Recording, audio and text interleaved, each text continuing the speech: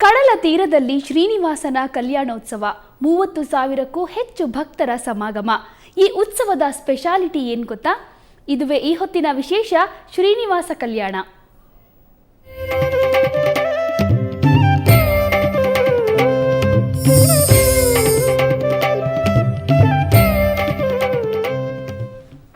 ಕೃಷ್ಣನ ಉಡುಪಿಯಲ್ಲಿ 7 ಮಲೆಗಳ ಒಡೆಯ ತಿರುಪತಿ ತಿಮ್ಮಪ್ಪನ ಕಲ್ಯಾಣೋತ್ಸವ ಅತ್ಯಂತ ವೈಭವದಿಂದ ನಡೆಯಿತು. ರಾಷ್ಟ್ರದಲ್ಲೇ ಅಪೂರ್ವ ಅನ್ನುವಂತೆ ಕಡಲ ತೀರದಲ್ಲಿ ಕಲ್ಯಾಣೋತ್ಸವವನ್ನು ಆಯೋಜಿಸಿದ್ದು ವಿಶೇಷವಾಗಿತ್ತು. 30,000ಕ್ಕೂ ಅಧಿಕ ಜನರು ಈ ಸಂಭ್ರಮೋತ್ಸವಕ್ಕೆ ಸಾಕ್ಷಿಯಾದರು.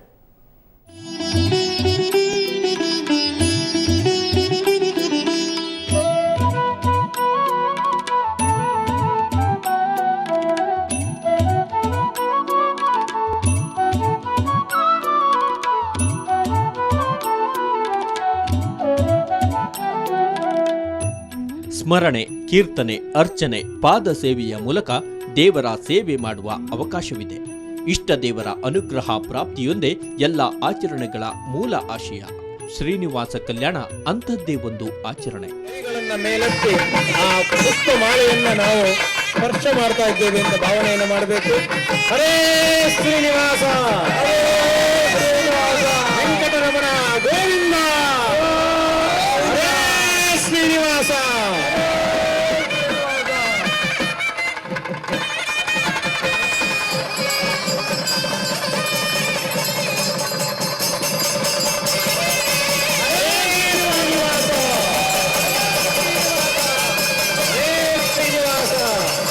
ಸ್ವಯಂ ವೆಂಕಟರಮಣನ ಕಲ್ಯಾಣೋತ್ಸವ ನಡೆಸಿ ಜಗತ್ತಿಗೆ ಕಲ್ಯಾಣವಾಗಲಿ ಅಂತ ಹಾರೈಸುವುದು ಸಂಪ್ರದಾಯ. ಇದೇ ಉದ್ದೇಶದಿಂದ ಕಡಗೋಲು ಕೃಷ್ಣನ ಉಡುಪಿಯಲ್ಲಿ ತಿರುಪತಿ ದೇವಸ್ಥಾನದ ನೇರ ವ್ಯವಸ್ಥೆಯಲ್ಲಿ ಶ್ರೀನಿವಾಸ ಕಲ್ಯಾಣ ನಡೆಯಿತು. ಶ್ರೀದೇವಿ, ಭೂದೇವಿ ಸಹಿತನಾಗಿ 7 ಮಲೆಗಳ ಒಡೆಯ ಪ್ರಸಿದ್ಧ ವೈಷ್ಣವ ಕ್ಷೇತ್ರ ಉಡುಪಿಗೆ ಆಗಮಿಸಿದ್ದು ಅತ್ಯಂತ ವಿಶೇಷ.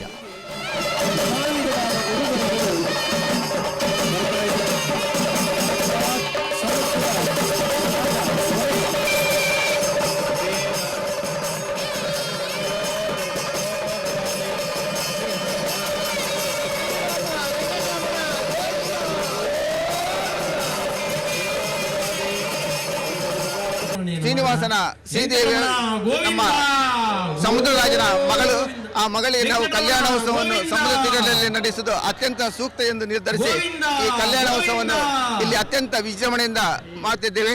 ನಾಡಿನ ಬೇರೆಲ್ಲೂ ಇಂತಹ ಕಲ್ಯಾಣೋತ್ಸವ ನಡೆದಿರಲಿಲ್ಲ. ಯಾಕಂದ್ರೆ ಕಡಲ ತಡಿಯಲ್ಲಿ ಶ್ರೀನಿವಾಸನಿಗೆ ಕಲ್ಯಾಣೋತ್ಸವ ನಡೆಸಿದ್ದು ಉಡುಪಿಯಲ್ಲಿ ಮಾತ್ರ.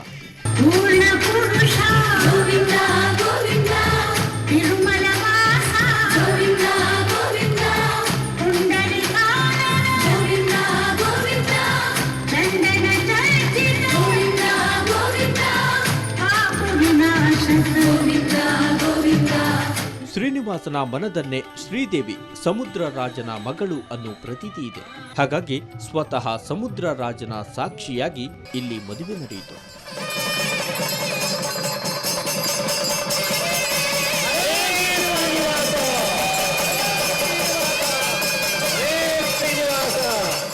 ಭೀಕರ ದಿಬ್ಬಣ ಸಮುದ್ರ ಮಾರ್ಗವಾಗಿಯೇ ಬಂದಿದ್ದು ಅತ್ಯಂತ ಗಮನ ಸೆಳೆದ ವಿಚಾರ.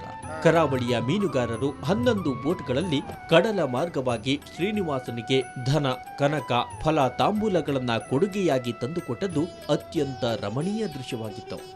ನಗಾರಿ ವಾದ್ಯದ ನಾದದ ನಡುವೆ ಪಟಾಕಿಗಳನ್ನ ಸಿಡಿಸುತ್ತಾ ಸಮುದ್ರ ಮಾರ್ಗವಾಗಿ ಶ್ರೀದೇವಿಯ ದಿಬ್ಬಣವನ್ನ ಬರಮಾಡಿಕೊಳ್ಳಲಾಯಿತು.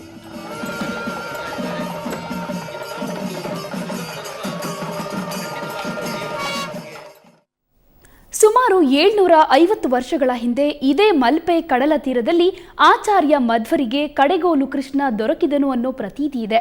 ಹಾಗಾಗಿ ಅದೇ ತೀರದಲ್ಲಿ ಕಲ್ಯಾಣೋತ್ಸವ ನಡೆಸೋ ಮೂಲಕ ಮಹಾವಿಷ್ಣುವು ಶ್ರೀನಿವಾಸನಾಗಿ ಭಕ್ತರಿಗೆ ದರ್ಶನವನ್ನ ನೀಡಿದಂತಾಯಿತು. ವಜ್ರಮಕುಟಧರ ಗೋವಿಂದ, ವರಾಹ ಮೂರ್ತಿ ಗೋವಿಂದ, ಗೋಪಿ ಜನಪ್ರಿಯ ಗೋವಿಂದ, ಗೋವರ್ಧನೋದ್ಧಾರ ಗೋವಿಂದ,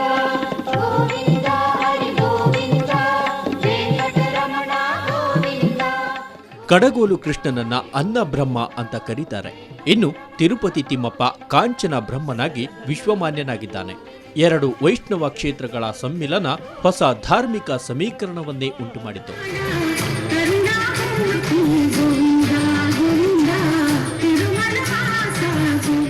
ಆಚಾರ್ಯ ಮಧ್ವರ ತಪಸ್ಸಿಗೆ ಒಲಿದಂತಹ ಭಗವಂತ ಶ್ರೀಕೃಷ್ಣ ಸ್ವರೂಪನಾಗಿ ಅನ್ನಬ್ರಹ್ಮನಾಗಿ ಇದೇ ಮಲ್ಪೆಯ ಕಡಲೆ ತೀರದಲ್ಲಿ ಒಲಿದು ಬಂದ ಬಗ್ಗೆ ಉಡುಪಿಯ ಚಾರಿತ್ರಿಕ ಇತಿಹಾಸವನ್ನು ನಾವು ತಿಳಿದುಕೊಂಡಿದ್ದೇವೆ. ಇವತ್ತು ಭಗವಂತನ ಸಂಕಲ್ಪ ಇರಬೇಕು. 750 ವರ್ಷಗಳ ಬಳಿಕ ಆಗ ಆಚಾರ್ಯ ಮಧ್ವರಿಗೆ ಶ್ರೀಕೃಷ್ಣನಾಗಿ ತಾನೇ ಒಲಿದು ಬಂದದ್ದು ಅಂತ ಹೇಳುವುದನ್ನು ಸಾಬೀತುಪಡಿಸಲಿಕ್ಕಾಗಿ ತಿರುಪತಿಯ 7 ಬೆಟ್ಟಗಳನ್ನು ಇಳಿದು ಕಾಂಚನ ಬ್ರಹ್ಮನಾಗಿ ಶ್ರೀದೇವಿ ಭೂದೇವಿ ಸಹಿತನಾಗಿ ಮಲ್ಪೆಯ ಕಡಲ ಕಿನಾರೆಯಲ್ಲಿ ಬಂದು ಈ ಕರಾವಳಿ ತೀರದ 106 ಭಜನಾ ಮಂಡಳಿಗಳ ದರ್ಶಕಗಳ ಭಜನೆಗೆ ಒಲಿದು ಇಲ್ಲಿ ಭವ್ಯವಾದಂತಹ ಕಲ್ಯಾಣ ಮಹೋತ್ಸವ ಸೇವೆಯನ್ನು ಸ್ವೀಕರಿಸ್ತಾ ಇದ್ದಾನೆ. ಅತ್ಯಂತ ದಿವ್ಯವಾದ ವೈವಿಧ್ಯಮಯ ಪುಷ್ಪಗಳಿಂದ ಅಲಂಕರಿಸಿದ ಆಕರ್ಷಕ ವೇದಿಕೆಯಲ್ಲಿ ಕಲ್ಯಾಣೋತ್ಸವ ನಡೆಯಿತು. ತಿರುಪತಿಯಿಂದಲೇ ಆಗಮಿಸಿದ್ದ ಕಲಾವಿದರ ಭಕ್ತಿ ಸುದೆ ಆಕರ್ಷಕವಾಗಿತ್ತು. ತಿರುಪತಿ ದೇವಳದ ವೇದ ವಿದ್ವಾಂಸರ ವೇದ ಘೋಷ, ಭಜನಾ ತಂಡಗಳ ಭಕ್ತಿಪೂರ್ಣ ಭಜನೆ, ಚಂಡೆ ವಾದ್ಯಗಳ ನಿನಾದದಿಂದ ಅಕ್ಷರಶಃ ಭಾವಪೂರ್ಣ ಸನ್ನಿವೇಶ ನಿರ್ಮಾಣವಾಗಿತ್ತು.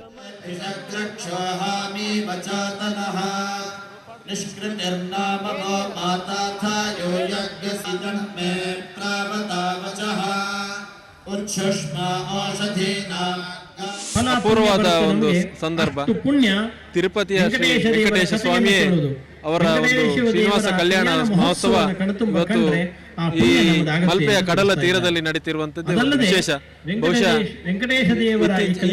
ಇವತ್ತಿನ ದಿವಸ ನಮ್ಮ ಮಲ್ಪೆಗೆ ಬರುವಂತ ಎಲ್ಲ ಪರ ರಾಜ್ಯದವರು, ಪರ ಊರಿನವರಿಗೆ ಮತ್ತು ಈ ಊರಿನವರಿಗೆ ಕೂಡ ಒಂದು ಧಾರ್ಮಿಕತೆಯ ಒಂದು ಸಂದರ್ಭವನ್ನು ಒದಗಿಸಿಕೊಟ್ಟಿದೆ ಕಲ್ಯಾಣ ಮಹೋತ್ಸವ ಸಮಿತಿ. ಕಲ್ಯಾಣೋತ್ಸವದ ಆಚರಣೆಗಳು ಅತ್ಯಂತ ವಿಶಿಷ್ಟವಾಗಿದ್ದವು.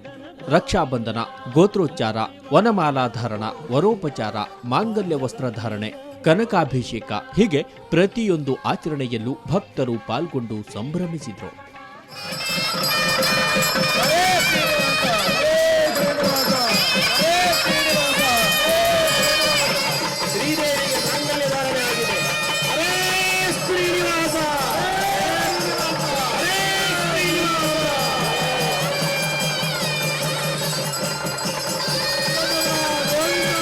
ತಮಿಳುನಾಡು ಜನರಿಗೆ ತಿರುಪತಿ ತಿಮ್ಮಪ್ಪ ಮೂಲ ಆರಾಧ್ಯ ಅಂತಾರೆ. ಎಲ್ಲರಿಗೂ ತಿರುಪತಿಗೆ ಹೋಗೋಕ್ಕಾಗಲ್ಲ. ಹಾಗಾಗಿ ದೇವರೇ ಕೆಳಗಿಳಿದು ಬಂದಾಗ ಕಣ್ತುಂಬಿಕೊಳ್ಳಲು ಜನ ಮುಗಿಬಿದ್ದರು.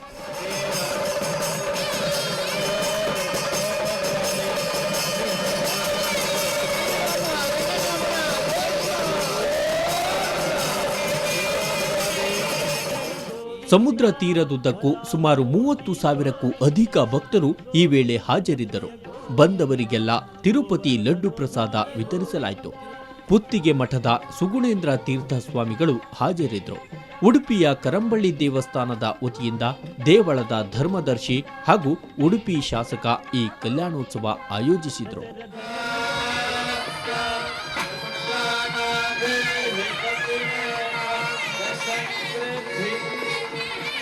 ಒಟ್ಟಾರೆ ಮೋಜು ಮಸ್ತಿಗೆ ಹೆಸರಾದ ಮಲ್ಪೆ ಕಡಲ ತೀರ ಭಕ್ತಿ ಸಾಗರದಲ್ಲಿ ಮಿಂದೆದ್ದದ್ದು ಸುಳ್ಳಲ್ಲ.